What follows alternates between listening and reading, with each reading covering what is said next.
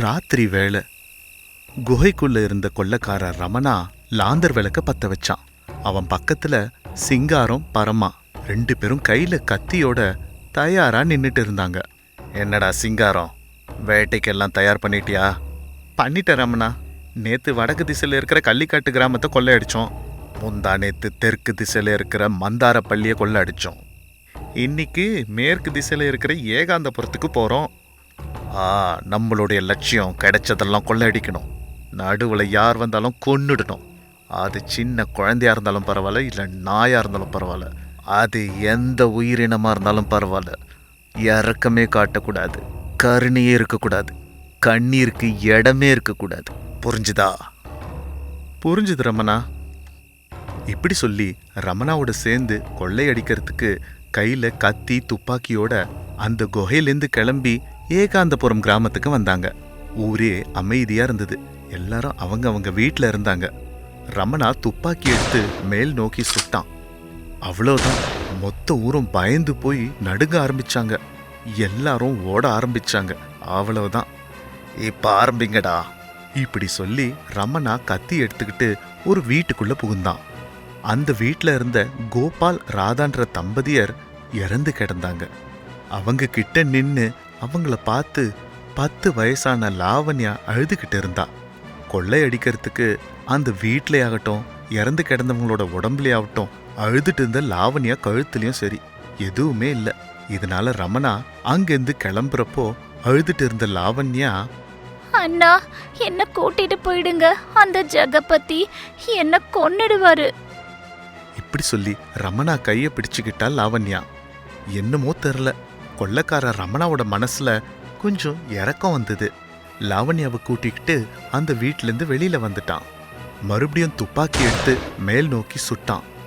அப்போ கொள்ளையடிச்சதெல்லாம் எடுத்துக்கிட்டு சிங்காரமும் பரமாவும் ரமணா கிட்ட வந்தாங்க. ரமணா, நம்ம வந்த வேலை முடிஞ்சுது. அப்படின்னா வாங்க கிளம்பலாம். இப்படி சொல்லிட்டு லாவண்யாவையும் கூட்டிக்கிட்டு அங்கேருந்து கிளம்பிட்டாங்க. கொஞ்ச நேரத்துக்கு அப்புறமா லாவண்யாவும் அந்த 3 திருடங்களும் குகைக்கு வந்து சேர்ந்தாங்க. அழுதுட்டு இருந்த லாவண்யாவை பார்த்து, இனிமே அழுவாத. இந்த இடத்துக்கு ஜெகபதி வர முடியாது, உன்னை கொல்லவும் முடியாது. அங்க தண்ணி இருக்கு, போய் குடி. இப்படி சொல்லி தண்ணி பானைய ரமணா காட்டினான். லாவண்யாவும் அந்த தண்ணி பானை கிட்ட போய் தண்ணி எடுத்து குடிச்சா. ரமணா இருக்கிற கட்டில் கிட்ட வந்தா லாவண்யா.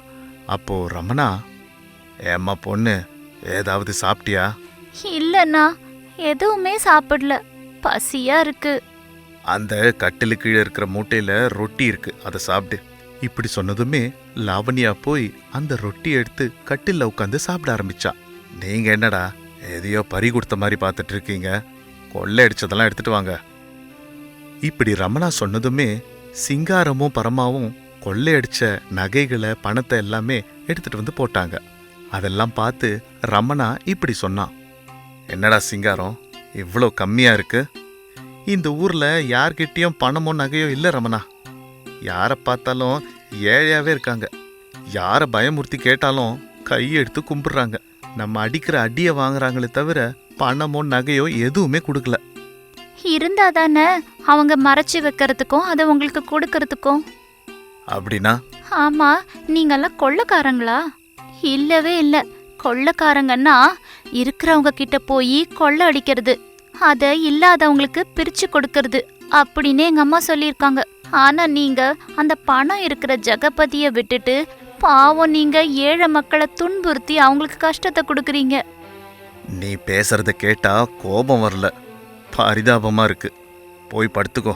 நாங்க இப்படிதான், கொள்ளை அடிக்கிறதா எங்க வேலை. எங்களுக்கு இருக்கிறவங்க இல்லாதவங்கெல்லாம் கிடையாது. கத்தி எடுத்து கழுத்துல வைப்போம், கிடைக்கிறத எடுத்துட்டு வருவோம். நீ சொல்ற அந்த ஜெகபதியை கூட நாங்க நிறைய தடவை கொள்ளடிச்சிருக்கோம். எங்களுக்கு பயந்துதான் அவன் காவல்காரனையே வச்சிருக்கான் தெரியுமா? அதுக்காக பயந்து போய் மறுபடியும் கொள்ளை அடிக்க முடியாம இருக்கீங்களா? டேய், இந்த நகை பணத்தெல்லாம் எடுத்து பெட்டியில வைங்க. இப்படி சொன்னதுமே சிங்காரமும் பரமாவும் அதையெல்லாம் எடுத்துட்டு போய் ஒரு பெட்டியில வச்சுட்டு அவங்களும் போய் படுத்துக்கிட்டாங்க. இப்படியே நாட்கள் போச்சு. கொள்ளைக்காரன் ரமணா கிட்ட இருந்த லாவண்யா அவங்களுக்கு ருசியா சாப்பாடு சமைச்சு போட்டுட்டு இருந்தா. அவங்களோட நல்ல கதை பேசி அவங்கள சிரிக்க வச்சுட்டு இருந்தா. ஒரு நாள் ரமணாக்கு ரொம்ப ஜுரம் வந்துருச்சு. என்ன கொஞ்சம் இந்த குகைக்குள்ள இருந்து வெளியில கூட்டிட்டு போங்க. காட்டுக்குள்ள ஜுரம் குறைக்கிற பச்சைல இருக்கும், அதை எடுத்துட்டு வந்து நான் வைத்தியம் பண்றேன். இப்படி சொன்னதுமே சிங்காரமும் பரமாவும் கொஞ்சம் கூட யோசிக்காம லாவண்யாவை வெளியில கூட்டிட்டு வந்தாங்க. காட்டு பக்கமா நடந்து வந்துட்டு இருந்தாங்க. அங்க லாவண்யா தனக்கு தேவையான பச்சை இலைகளெல்லாம் எடுத்துக்கிட்டா. அந்த இலையை அரைச்சி அந்த சாரை தடவி விட்டா. அது தடவி விட்டதுக்கு அப்புறமா தலையில ஈர துணிய போட்டா. இப்படியே 2 நாள் ஆச்சு. ரமணாவும் பூர்ணமா குணமடைஞ்சிட்டான். சில நாட்கள்லயே ரமணா லாவண்யாக்கு நடுவுல அண்ணன் தங்கச்சி உறவு நல்லா வளர்ந்தது. கொள்ளைக்காரன் ரமணா கொள்ளையடிச்சிட்டு வந்ததுல சிலத ஏழை மக்களுக்கும் கொடுக்க ஆரம்பிச்சான். அது சிங்காரத்துக்கும் பரமாக்கும் பிடிக்கவே இல்லை. ஒரு நாள் ஆத்தங்கரை கிட்ட, டேய் பரமா, என்னடா பண்றது? ரமணா முழுசா மாறிட்டான். அதுக்கு காரணம் அந்த லாவண்யா தான்டா. ஆமாண்டா, லாவண்யாவை கொன்னுட்டோன்னா நம்ம ரமணா பழைய ரமணாவா மாறிடுவான். இப்படி பேசிக்கிட்டு அன்னைக்கு ராத்திரி ரமணா இல்லாதப்போ லாவண்யாவை கொல்றதுக்கு முடிவு பண்ணிட்டாங்க. இப்படியே ஒரு சில நாட்கள் போக போக ஒரு நாள் நள்ளிரவுல 10 வயசு லாவண்யா லாந்தர் விளக்க பிடிச்சுக்கிட்டு சரியா தெரியாத அந்த மலை பாதையில ஓடிக்கிட்டு இருந்தா. ரமணா, காப்பாத்து, என்ன காப்பாத்து ரமணா. இப்படி கத்திக்கிட்டே ஓடிட்டு இருந்தா. லாவண்யா பின்னாடியே அவளை கொல்றதுக்காக சிங்காரமும் பரமாவும் கையில கத்தியோட கோபமா வேகமா ஓடி வந்தாங்க. ஏய் சிங்காரம், அந்த ரமணா வரத்துக்கு முன்னாடி எப்படியாவது இவ கதையை முடிக்கணும்டா. ஆமா ரமணா, அந்த பொண்ணு வந்ததுலேருந்தான் ரமணா ரொம்ப மாறிட்டான். ஒரு காலத்துல ரமணான்னா ஊரே பயந்துட்டு இருந்தது. ஆனா இப்போ அந்த பயமே இல்லை. அதுக்கு காரணம் இந்த பொண்ணு. இவளை கொன்னுட்டு மறுபடியும் ரமணா பேரை கேட்டாலே எல்லாரும் நடுங்கணும். ஆமாண்டா சிங்காரம். இப்படி பேசிக்கிட்டே லாவண்யாவை வேகமா துரைத்திட்டே போனாங்க. சோர்வாயி லாவண்யா மலை உச்சியில வந்து நின்னுட்டா. திருடங்களும் சோர்வடைஞ்சு லாவண்யா பின்னாடியே வந்து நின்னாங்க. அண்ணா, என்ன கொன்னுடாதீங்கண்ணா. இத்தனை நாளா நம்ம ஒன்னா இருக்கிறோம்ல. ஒரு அம்மாவா இருந்து சாப்பாடு சமைச்சு போட்டேன். தங்கையா இருந்து ராக்கி கூட கட்டி விட்டேன். கொள்ளையடிச்சிட்டு காயங்களோட திரும்பி வரும்போது அதுக்கு மருந்தெல்லாம் போட்டு விட்டல்ல. இவ்வளவு செஞ்சு என்ன எப்படி கொல்ல மனசு வருது? அப்படின்னா நீயே மலை மேலேருந்து விழுந்து செத்துடு லாவண்யா. இவன் சொன்ன மாதிரியே மலை மேலேருந்து குதிச்சு செத்துடு. இப்படி 2 திருடங்களும் சொன்னதை கேட்டு லாவண்யா கெஞ்சி, நான் சாக மாட்டேன், என்ன நீங்களும் கொல்லக்கூடாது. இப்படி கேட்டுக்கிட்டா. ஆனா அந்த 2 திருடங்களும் விடுறதா இல்ல. லாவண்யாவை கொல்றதுக்கு கத்திய கட்டியா பிடிச்சிட்டு இருந்தாங்க. லாவண்யாவை நோக்கி கிட்ட வந்தாங்க. லாவண்யா பயந்து போய், என்ன காப்பாத்துங்க ரமணா அண்ணா. இப்படி லாவண்யா அழுதுட்டு இருந்தப்போ அவங்க கிட்ட கொள்ளைக்காரன் ரமணா வந்தான். சிங்காரம் பரமா 2 பேரும் ரமணாவை பார்த்தாங்க. ஏண்டா நம்பிக்கை துரோகிகளா, உங்களை நம்பி லாவண்யாவை விட்டுட்டு போனா இப்படி பண்றீங்களா? தப்பில்ல ரமணா, இந்த பொண்ணு வரத்துக்கு முன்னாடி நம்ம எப்படி இருந்தோம், வந்தக்கப்புறம் எப்படி மாறிட்டோம்? லாவண்யா வரத்துக்கு முன்னாடி நம்ம இறக்கம் இல்லாத திருடங்க. அவ வந்ததுக்கு அப்புறமா கொஞ்சம் இறக்க மனசு இருக்கிற திருடங்களா இருப்போம். நமக்கு மனசு இறக்கலாம் இருக்கக்கூடாது ரமணா, பணம் தான் வேணும். சரி சிங்காரம், இந்த முறை ஜெகபதி வீட்டில் பெருசா கொள்ளையடிப்போம். அந்த பணத்தை நீங்க 2 பேரும் எடுத்துக்கோங்க. இப்படி ரமணா சொன்னதும் சிங்காரமும் பரமாவும் உடனே லாவண்யாவை கொல்றதை விட்டுட்டு அங்கேருந்து கிளம்பி போயிட்டாங்க. 2 நாள் ஆனதுக்கு அப்புறமா கொள்ளைக்காரன் ரமணா லாவண்யாவை கூட்டிக்கிட்டு ஜமீன்தார் ஜெகபதியோட வீட்டுக்கு நடந்து வந்தான். எந்த ஒரு ஆயுதமும் இல்லாம தான் எதிர்க்க வந்து நின்ன கொள்ளைக்காரன் ரமணாவை பார்த்து ஜெகபதி அதிர்ச்சி அடைஞ்சாரு. ஓஹோ, எந்த ஒரு ஆயுதமும் இல்லாம 10 வயசு லாவண்யாவை கூட்டிக்கிட்டு வந்திருக்கிறது கொள்ளைக்காரன் ரமணாவா? ஆமாங்க ஐயா. இதென்ன புது வேஷமா இருக்கு, பேச்சு கூட மாறிடுச்சு. இந்த சின்ன பொண்ணு லாவண்யாவோட கொஞ்ச நாள் பழகி பாருங்க, நீங்களும் மாறிடுவீங்க. இங்க இருக்கிறது ஜமீன்தார் ஜெகபதி. இந்த கொள்ளைக்காரர் ரமணாவை விட ஒன்றும் பெரிய ஆள் இல்லைல்ல. என்னையே மாத்திட்டா இந்த பொண்ணு. உங்களை மாத்துறது என்ன பெரிய கஷ்டமா? நீ பேருக்கு தான் கொள்ளைக்காரன், ஆனா உனக்கு இறக்க மனசு அதிகம். பந்தம் பாசம் இறக்கம்லாம் உங்களுக்கும் இருக்கு. குழந்தை இல்லைன்னு எத்தனையோ ராத்திரி நீங்க தூங்காம இருந்திருக்கீங்க. இந்த விஷயம் யாருக்குமே தெரியாது. இப்படி சொன்னதுமே ஜெகபதி கண் கலங்கி நின்னாரு. ஐயா, நம்ம செய்யற பாவத்தெல்லாம் கணக்கு செய்யற அந்த கடவுள் தண்டனையா உங்களுக்கு குழந்தைய கொடுக்காம அழ வச்சிட்டு இருக்காரு. அதனாலதான் உங்களுக்கும் எனக்கும் குழந்தை இல்லாம போயிடுச்சு. ஆனா அந்த கடவுள் என் கஷ்டத்தை புரிஞ்சுக்கிட்டு இதோ இந்த லாவண்யாவை அனுப்பியிருக்காரு. இப்படி சொல்லிட்டு ரமணா லாவண்யாவை கூட்டிக்கிட்டு அவ அப்பா அம்மா இறந்திருந்த வீட்டுக்கு போனான். திருடுறது கொள்ளையடிக்கிறதெல்லாம் நிறுத்திட்டு கொள்ளைக்காரன் ரமணா பொறுப்பான அண்ணனா வாழ ஆரம்பிச்சான். லாவண்யாவை பொறுப்பா பாத்துக்க ஆரம்பிச்சான். இது இவங்க கதை, கொள்ளைக்காரன். மகேஷ் சாவித்ரிங்கிற தம்பதி அவங்களோட ஆடையெல்லாம் மேய்ச்சிக்கிட்டு புதுசா ஒரு ஊருக்கு வந்தாங்க. அந்த ஊர்ல ஒரு இடத்துல நின்னுக்கிட்டு அங்கேயும் எங்கேயும் பாத்துக்கிட்டு இருந்தவங்க கிட்ட கோபாலுங்கிற விவசாயி நிலத்துக்கு போகும்போது அவங்கள பார்த்தாரு. யாருப்பா வேணும்? இந்த ஆட்டு மந்தைகளை ஓட்டிக்கிட்டு யார் வீட்டுக்கு வந்திருக்கீங்க? நாங்கள் ஊருக்கு புதுசுங்க ஐயா. ஆட்டு மந்தைகளை ஓட்டிக்கிட்டு இப்படி முழிச்சுக்கிட்டு நின்னா எப்படி? வாயை திறந்து யாராவது ஒருத்தர்கிட்ட கேட்கணும்ல.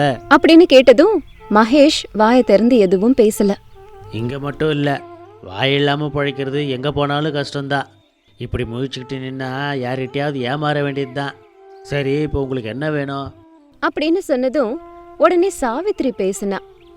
அண்ணா, இந்த ஊர்ல பெரிய மனுஷன் யாருன்னு கொஞ்சம் சொல்றீங்களா?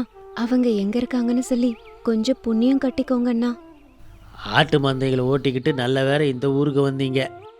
இந்த ஊரை சுற்றி எல்லா பக்கமும் ஆடுங்களுக்கு தேவையான எல்லா தீவனமும் கிடைக்கும். இந்த ஊரில் நல்லது கெட்டதுக்கு கணபதி ஐயான்னு ஒருத்தர் இருக்காரு.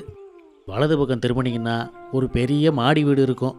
அங்கே போங்க, ஐயா அங்கே தான் இருப்பார். ஐயா, உங்கள் உதவிக்கு ரொம்ப நன்றி. இங்கே பாருங்க, எது வேணும்னாலும் கூச்சப்படாமல் கேளுங்க. அவர் வீட்டு பக்கத்துலேயே தான் என் வீடு. சரிங்க ஐயா. அப்படின்னு சொல்லி ஆடுகளை எடுத்துக்கிட்டு அந்த தம்பதி கணபதி வீட்டுக்கு போனாங்க. கணபதி அப்போ வேற ஒருத்தர்கிட்ட பேசிக்கிட்டு இருக்கும்போதே இந்த தம்பதிய பார்த்தாரு. நீங்கள் சொன்னீங்கல்ல, அந்த விஷயத்தை பற்றி நான் யோசிக்கிறேன், போயிட்டு வாங்க அப்படின்னு சொன்னதும் அந்த பெரிய மனுஷன் அங்கிருந்து கிளம்பி போயிட்டாரு. கணபதி மகேஷ் தம்பதிய பார்த்து அவங்க கிட்ட வந்தாரு. யார் நீங்கள்? என்ன வேணும்? ஐயா வணக்கங்க. என்னோட பேர் மகேஷ். இது என்னோட மனைவி சாவித்ரி. பெரிய மழை வந்து எங்கள் ஊரே முழுகிடுச்சுங்க ஐயா. நாங்கள் இந்த ஆட்டு மந்தைங்களோட இங்கே வந்துட்டோம். நீங்கள் பெரிய மனசு பண்ணி எங்களுக்கு உதவணும் ஐயா. பெரிய மனசு பண்ணி கொஞ்சம் தூங்குறதுக்கு ஒரு வீடு காட்டுறீங்களா அப்படின்னு கேட்டாங்க. கணபதி நல்லா யோசிச்சு பார்த்து, இங்கே பாருங்க, பட்டணம் போய் தங்கியிருக்கிற ராமச்சந்திர ஐயா வீடு இப்போ காலியாக தான் இருக்குது. நீங்கள் அங்கே தங்கிக்குங்க. அது நல்ல பெரிய வீடு. ஆட்டு மந்தைங்களை கூட நீங்கள் அங்கே கட்டி வச்சுக்கலாம். உங்களுக்கு எந்த தொந்தரவும் இருக்காது அப்படின்னு சொன்னதும் மகேஷும் சாவித்ரியும் அவரை பார்த்து கையெடுத்து கும்பிட்டாங்க. இப்படியே நேராக போனீங்கன்னா கடைசியில் ஒரு வீடு இருக்கும். அந்த வீடு தான் ராமச்சந்திர ஐயா வீடு. போங்க, அங்கேயே தங்கிக்குங்க அப்படின்னு சொல்லி அந்த வீட்டு சாவியை கூட கொடுத்துட்டாரு. அதனால மகேஷும் சாவித்ரியும் ஆடுகளை மேய்ச்சிக்கிட்டு அந்த கணபதி சொன்ன ராமச்சந்திரன் அப்படிங்கிறவரோட வீட்டுக்கு வந்து சேர்ந்தாங்க. அவங்க வீடு முழுக்க ஒரே குப்பையும் கூலமுமா இருந்தது. குப்பைகள் எல்லாம் காஞ்சு போய் பார்க்கவே ஒரு மாதிரி இருந்தது. சாவித்ரி, நீ நிறைய வேலை செய்ய வேண்டியிருக்குல்ல? நமக்காக தானுங்க, வேற வழி, எல்லாத்தையும் சுத்தம் பண்ணிடுறேன், நீங்க போய் கதவை திறங்க. சரி சாவித்ரி அப்படின்னு சொல்லிட்டு மகேஷ் போய் வீட்டை திறந்தாரு. சாவித்ரி, நான் ஆடுகள் எல்லாம் மேய்ச்சலுக்கு கூட்டிட்டு போறேன். அதுக்குள்ள இந்த குப்பையெல்லாம் பெருக்கிடு. சரிங்க மாமா அப்படின்னு சொன்னதும் மகேஷ் ஆடுகளை ஓட்டிக்கிட்டு மேய்ச்சலுக்கு போயிட்டாரு. சாவித்ரி வீட்டுக்குள்ள போய் தொடப்பத்தை எடுத்துட்டு வந்து வாசலை சுத்தமா பெருக்குனா. கொஞ்ச நேரம் போனதுக்கு அப்புறமா அதுக்கு பக்கத்திலேயே குடி இருக்கிற திவாகர் சுகன்யாங்கிற தம்பதி வெளியில வந்தாங்க. என்னங்க, அப்படி கொஞ்சம் உட்காருங்க, ஒரு நிமிஷத்துல சமைச்சிட்டு வரேன், சாப்பிட்டு போகலாம் அப்படின்னு சொன்னா சுகன்யா. திவாகர் எதுவுமே பேசாம வீட்ல இருந்த நாற்காலியில அமைதியா உட்கார்ந்திருந்தாரு. சுகன்யா வழக்கம் போல காய்கறி எல்லாம் கட் பண்ணி அதனோட குப்பைய கொண்டு போய் வழக்கம் போல மதில் கிட்ட நின்னுக்கிட்டு ராமச்சந்திரனோட வீட்டு வாசல்ல போட்டான். அப்பதான் திறந்திருந்த வீடு, சுத்தமா இருந்த வாசலையெல்லாம் பார்த்து சுகன்யாக்கு சந்தேகம் வந்தது. டென்ஷனோட வேகமா வீட்டுக்குள்ளார திவாகர் கிட்ட போனா. என்னங்க, பக்கத்து வீட்டுக்கு யாரோ வந்திருக்காங்கங்க. வழக்கம் போல குப்பைய போட்டுட்டேன். தூக்கி போட்டதுல அழுகுன காய்கறி எல்லாம் கூட இருக்கு. இப்ப என்ன பண்றதுங்க நானு? யாரோ வர மாதிரி வேற இருக்கு. நீங்க போய் போட்ட குப்பையெல்லாம் கொஞ்சம் சுத்தமா எடுத்துட்டு வந்துருங்க. போற சுகன்யா. இப்பவே எந்திரிச்சு போங்க. அவங்க ஒரு வேளை சண்டைக்கு வந்தா நல்லா இருக்காது அப்படின்னு சொன்ன உடனேயே திவாகர் உடனே எந்திரிச்சு வேக வேகமா மதில் கிட்ட வந்தான். ஏற்கனவே திவாகருக்கு சண்டைன்னா கொஞ்சம் பயம். ஒரு கோழி சண்டைனாலோ குழந்தைங்க சண்டைனாலோ கூட அங்க நிக்க மாட்டான். மதில் கிட்ட நின்னுக்கிட்டு இருந்த திவாகர் ஆடுகளை மேய்ச்சிட்டு வந்த மகேஷ பாத்துக்கிட்டு இருந்தான். இங்கே பாருங்க, பழக்க தோஷத்தில் என் மனைவி சுகன்யா வீட்டு குப்பை, நறுக்கின காய்கறி, காஞ்ச பூவெல்லாம் இங்கே கொட்டிட்டா. யாரோன்னு நினச்சி திட்டிடாதீங்க, அப்புறம் எங்கள் வீட்டுக்கு சண்டைக்கு வந்துடாதீங்க. அதெல்லாம் பரவாயில்லைங்க, என் மனைவி இருக்கா, சுத்தம் பண்ணிடுவா. இதுக்கு முன்னாடி இந்த வீடு காலியாக இருந்ததில்ல, என் மனைவி தினமும் வீணான பொருள், இந்த காஞ்ச பூவு, கெட்டுப்போன காய்கறி, தேவையில்லாத குப்பை, இது எல்லாத்தையும் மாடி மேலேருந்து தூக்கி போட்டுருவா. இப்போ நீங்கள் வந்துட்டீங்கல்ல, கொஞ்சம் கம்மி பண்ணிக்க சொல்கிறேன். ஐயோ, அதெல்லாம் பரவாயில்லைங்க. நீங்கள் எப்பயும் போல் உங்கள் குப்பையை இங்கேயே கொட்டுங்க. என் மனைவி சாவித்திரி தினமும் வீடு முழுக்க பெருக்குவாள்ல, அப்போ உங்கள் குப்பையும் சேர்த்து பெருக்கிடுவா ஐயா அப்படின்னு சொன்னதும் திவாகர் வேற பேச்சே பேசாம வீட்டுக்குள்ளார வேகமா வந்தான். தன்னோட மனைவி சுகன்யாவை கூப்பிட்டான். சுகன்யா வேகமா அவன்கிட்ட வந்து, திட்டக்கூடாது, சண்டைக்கெல்லாம் வரக்கூடாதுன்னு சொன்னீங்களா? சொன்ன சுகன்யா, அந்த ஆள் ஒரு வாயில்லாத ஆளாக இருக்கிறாரு. நீ குப்பையெல்லாம் மாடி மேலேருந்து தூக்கி போடு சுகன்யா. சரி சரி, அப்படியே செய்யறங்க. ஆமா, அவங்க யாரா? பேர் மகேஷா. ஆடு மேய்க்கிறது தான் அவங்க வருமானமேவா. இங்கே புதுசாக வந்திருக்காங்களாம் அப்படின்னு திவாகர் சொன்னான். சுகன்யா கூட சரின்னு சொன்னான். சுகன்யா வழக்கம் போல குப்பைய போடுறது, சாவித்திரி அதை பெருக்கிறது, இதே நடந்துட்டு இருந்தது. இப்படியே நாட்கள் போய்கிட்டு இருந்தது. திவாகர் சுகன்யாவுக்கு மகேஷ் தம்பதி ரொம்ப அப்பாவிகள்னு தெரிஞ்சுது. அவங்க 2 பேரையும் நல்லா மிரட்டி இவங்க வீட்டு வேலை எல்லாத்தையும் செய்ய வச்சிடலான்னு பிளான் போட்டாங்க. இது நல்லா இருக்கேங்க, செய்யுங்க செய்யுங்க அப்படின்னு சுகன்யா சொன்னதும் திவாகர் மதில் கிட்ட வந்து மகேஷ கூப்பிட்டான். இந்தாப்பா மகேஷ், உங்கள் ஆடுங்க போடுற சத்தத்தில் நாங்கள் ராத்திரியெல்லாம் தூங்கலை. இந்த விஷயத்த நான் கணபதி ஐயா கிட்ட சொன்னால் இந்த ஊரை விட்டே உங்களை துரத்திடுவார் அப்படின்னு திவாகர் சொன்னதும் மகேஷ் பயப்பட ஆரம்பிச்சான். உடனே, ஐயா அப்படி செஞ்சிடாதீங்க ஐயா, இந்த ஆட்டுப்பால்னால தான் எங்கள் பொழப்பே நடக்குது. பால்னு ஞாபகம் வருது. காலையில் சாயந்தரம் 1 லிட்டர் ஆட்டுப்பால் தந்துடு, இல்லைன்னா கணபதி ஐயா கிட்ட சொல்லிடுவேன்.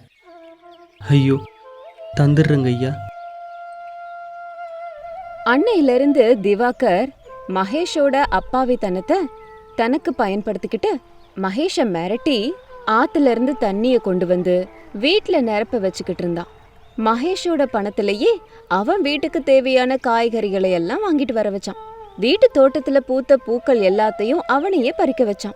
அது மட்டும் இல்ல, அது கொண்டு போய் வித்துட்டும் வர சொன்னான். இப்படியே நாட்கள் போயிட்டு இருந்தது. ஒரு நாள் சோகமா இருந்த மகேஷ் கிட்ட கோபால் வந்தாரு. காரணம் என்னங்கறத கேட்டுக்கிட்டாரு. என்னையா இவ்வளோ அப்பாவியாக இருக்க? வாயில்லாத ஜீவன் எவ்வளோ கஷ்டப்படுது பார்த்தியா? சரி, அந்த திவாகர் கணபதி ஐயா கிட்ட சொல்லிடுவேன்னு ஒன்று மிரட்டினா நீ ஐயா பயப்படுற? கணபதி ஐயா தான் என்ன இங்கே தங்க சொன்னாரு, நீ சொல்ல வேண்டியது தானே? ஐயா அப்படி சொல்லாமா ஐயா? மகேஷோட வெகுளித்தனத்தை பார்த்து கோபாலுக்கு சிரிக்கிறதா அழறதானே புரியல. மகேஷுக்கு தைரியம் சொல்லி தைரியத்தோட போய் பேசுன்னாரு. அந்த தைரியத்தோட மகேஷ் திவாகரை எதிர்த்து பேசினான். பூனையானாலும் அதுக்கு சூடு போட்டா திடீர்னு புலியாகும். அந்த விஷயம் திவாகருக்கு அப்ப புரிஞ்சுது. 2 பேரும் சேர்ந்து கணபதி முன்னாடி வந்து நின்னாங்க. என்ன ஆச்சு மகேஷ்? ஐயா, நீங்கள் எங்கள் மேலே கருணை காட்டி இந்த ஊரில் தங்குறதுக்கு ஒரு வீடு கொடுத்தீங்க. அந்த வீட்டில் தங்கி எங்கள் ஆடுங்களை பார்த்துக்கிட்டு இருந்தா வீட்டு பக்கத்தில் இருக்கிற இந்த திவாகர் குப்பை போடுறாங்க. காலையில் சாயந்தரம் 1 லிட்டர் ஆட்டுப்பால் வேணும்னு ஓசியிலேயே வாங்கிக்கிறாங்க. அது மட்டும் இல்லைங்க ஐயா, அவர் கையாலே எல்லா வேலையும் வாங்குறாங்க. எங்க பணத்துல அவங்க மளிகை பொருள் வாங்குறாங்க. இதெல்லாம் ஏன் என்கிட்ட இவ்வளோ நாளாக சொல்லலை?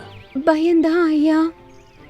ஆடுங்களோட சத்தத்தில் தூக்கம் வரலன்னு சொல்கிறாங்க. அதை உங்ககிட்ட சொல்லி எங்களை இந்த ஊரை விட்டே விரட்டிடுவாங்களாம். அதுவும் நீங்களும் அவரும் ஒரே ஊர்க்காரங்கிறதுனால அவர் சொல்கிறது தான் நீங்கள் நம்புவீங்கன்னு சொன்னாருங்க ஐயா. அதனால தாங்க ஐயா பயந்துட்டு இருந்தோம். அப்படின்னு சொன்னதும் கணபதிக்கு கோவம் வந்துருச்சு. என்ன திவாகர், மகேஷ் சொல்கிறதெல்லாம் உண்மையா? ஒத்துக்கிட்டா 10 சவுக்கடியோடு போயிடும், இல்லைன்னா 50 சவுக்கடி தப்பாது. அப்படின்னு கடினமா சொன்னதும் திவாகரோட தம்பதிக்கு பயம் வந்துருச்சு. ஆமாங்க ஐயா, என் மாலியாக இருக்காரு, வாயில்லாத ஆளாச்சேன்னு இப்படி கஷ்டத்தை கொடுத்துட்டேன். எங்களை மன்னிச்சிடுங்க ஐயா. ஆமாங்க ஐயா, எங்களை மன்னிச்சிருங்க அப்படின்னு சொல்லி அவங்களோட தவற ஒத்துக்கிட்டாங்க திவாகர் தம்பதி. திவாகர், இத்தனை நாளாக மகேஷ் கிட்ட நீ வாங்கின பாலுக்கும் அவங்க கிட்ட வாங்கின வேலைக்கும் பணம் கொடுக்கணும். அவங்க வீட்டில் குப்பை கொட்டினதுக்காக சுகன்யா 1 மாதம் முழுக்க அவங்க வீட்டு வாசல் எல்லாம் பெருக்கி அந்த குப்பையெல்லாம் சுத்தம் செய்யணும். இதெல்லாம் செய்யலைன்னா மறுபடியும் 10 சவுக்கடி வாங்கணும். அப்படின்னு சொன்னதும் திவாகர் தம்பதி பயந்து போய் பாலுக்கும் செஞ்ச வேலைக்கும் பணத்தை கொடுக்க ஒத்துக்கிட்டாங்க. குப்பைய சுத்தம் பண்ணவும் ஒத்துக்கிட்டாங்க. மறுநாளே திவாகர் பணத்தை திருப்பி கொடுத்துட்டாரு. சுகன்யா அவங்க வீட்டு குப்பைய சுத்தம் பண்ண ஆரம்பிச்சான். புத்தி வந்ததுக்கு அப்புறமா மறுபடியும் வாய் இல்லைன்னு சொல்லி மத்தவங்களை ஏமாத்தாம ஒழுக்கமா வாழ ஆரம்பிச்சாங்க.